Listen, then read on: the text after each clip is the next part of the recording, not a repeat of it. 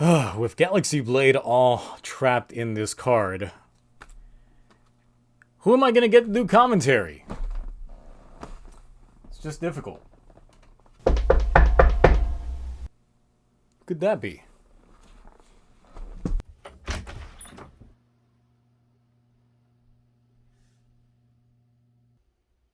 Turbo Ryuki? You survived. I've just been in your basement. I'll just do it myself.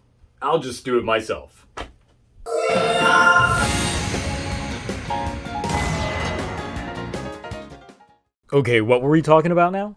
Geats! Not just two factions of the DGP are going at each other, but a third one as well. There's starting to be a lot more hands in the pot than anticipated, so let's take this deep dive into episode 13. We've gone musical chairs. Now that K was returned, it's time for him to vlog. I guess not, since this time around, it's all some moody action.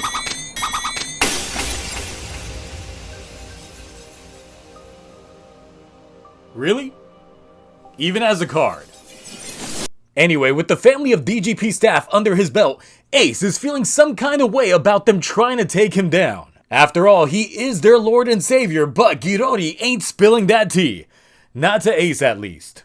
Letting Sumudi and Win in on the deets. It's just because Geats is getting too close to finding out their truth. And of course, elimination means loss of memories. Girori decides to find out some of these other truths, making the call to Archimetal?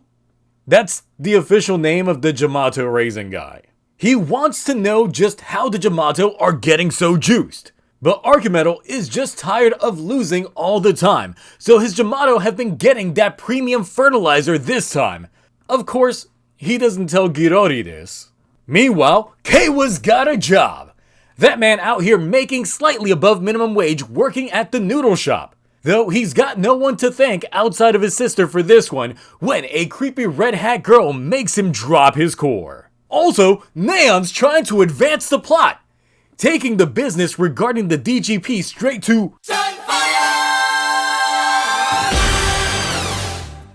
But getting shot down. There's a simple solution for all this. Run away. When the creepy red hat girl makes her drop her core. As Azuma getting his workout in when red hat girl makes him drop his core.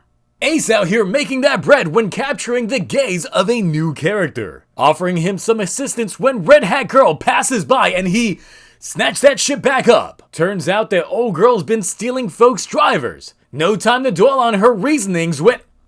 Oh shit.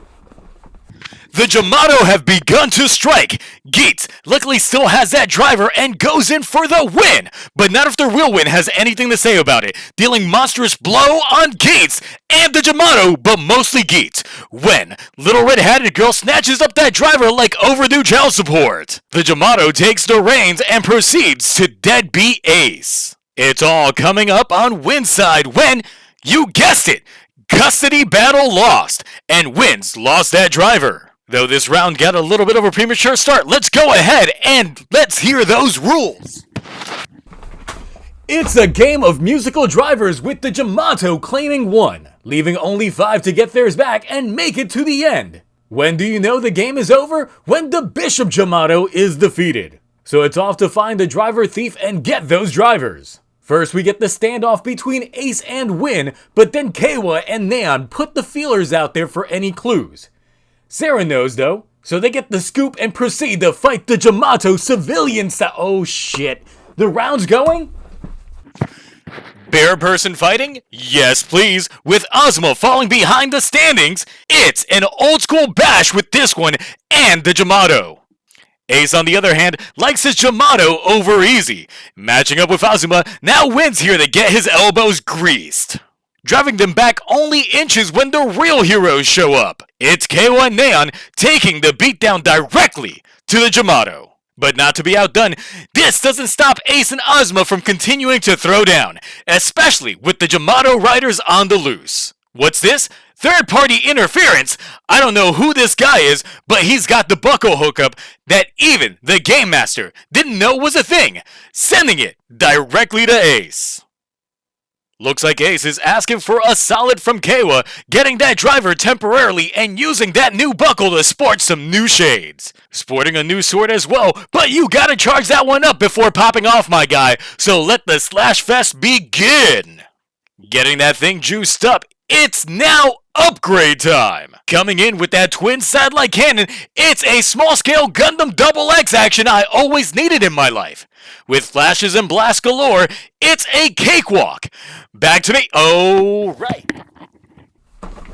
Ace, owning up to his words, gives Kawa back everything, along with some new goodies. But leaving that driver untouched, Ozma snatches that shit up before Ace can get to it. While this is going on, Girori pulls a Karen complaining to the new guy regarding their interference. They call out his interference instead, since how's the game supposed to be fair if he himself is trying to take down specific players? And to end things off, now there's 2 Jamato riders. With this episode of Geats, we get the debut of the Command Twin Raised Buckles, and specifically cannon form. So with that, let's talk forms. The feet really are the worst thing on this because it's clearly hands. When they had the zoom in on his landing, that shit was looking kinda rough. But otherwise, I really like the concept that it goes for. From raise form with the entry, but then you charge up the other buckle to get that full use of the form. The mecha aesthetic to it is indeed a very nice touch and is a form that I will have to throw money at to get the figure rise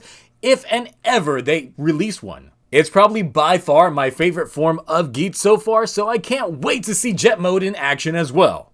Rating time! This episode brought us another gaming twist, leaving our cast to fight more bare than ever, removing the spectacle of the fighting we saw last week for something a bit more raw. It also managed to introduce another side of the DGP as well as a shift in attitude for Ace. Definitely an enjoyable ride, but not as good as last week, so for that it's just getting the Ace A. Ace definitely feeling some kind of way after knowing that the staff is out to get him. You see a change in his attitude as he starts realizing that it might not be possible to go about things fully solo from here on in, but instead having to rely on Kawa to actually trust him this time and not trick him. It's a fundamental twist that I think is tonally setting up a death flag for Ace already. Ace's actions and even inaction seem to be fueling this new branch of the DGP, as the organization starts getting a little bit more complex. What at first appeared to be a potential game of chess between the Game Master and Archimedes gets a little bit more skewed by Niram and his part. Now the thing is, now knowing that Archimedes' name is just that, I think that it must have some sort of tie-in with the historical figure of Archimedes, but I will have to do a little bit more research into that point before I start gathering some thoughts on what his goal might truly be. But for the time being, it seems like he's just growing the Jamato crop for the sake of the game, but seems to be growing resentful of consistently losing. Girori's just trying to play this game, enjoy whatever it is that he's getting off to here, but is getting bored with Ace, and doesn't want the game to get unraveled. Niram, on the other hand, just wants the odds of feeling fair between all the players. But the one thing about his character is his tablet. Previously, Girori explained to Neon that desire money can only be used on cosmetics and not actual armaments. While on Niram's tablet, he's got the option to buy raise buckles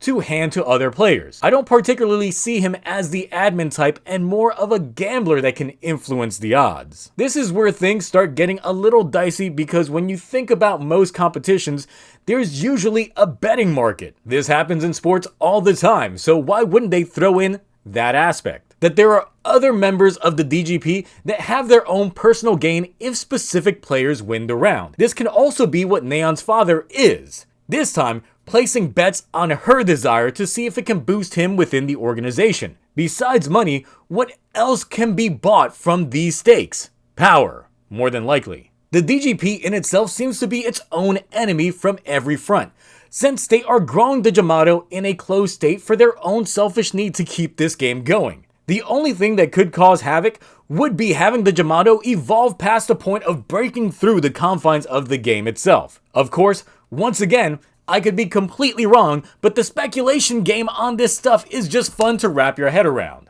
I do feel that Ace has about a 30% chance of being eliminated next week, but it's likely going to end up being Win with Punk Jack out. Because Christmas is coming, and what better way to celebrate than to have the ending of the next game after this one be aceless. So what did you all think about this week's Geats?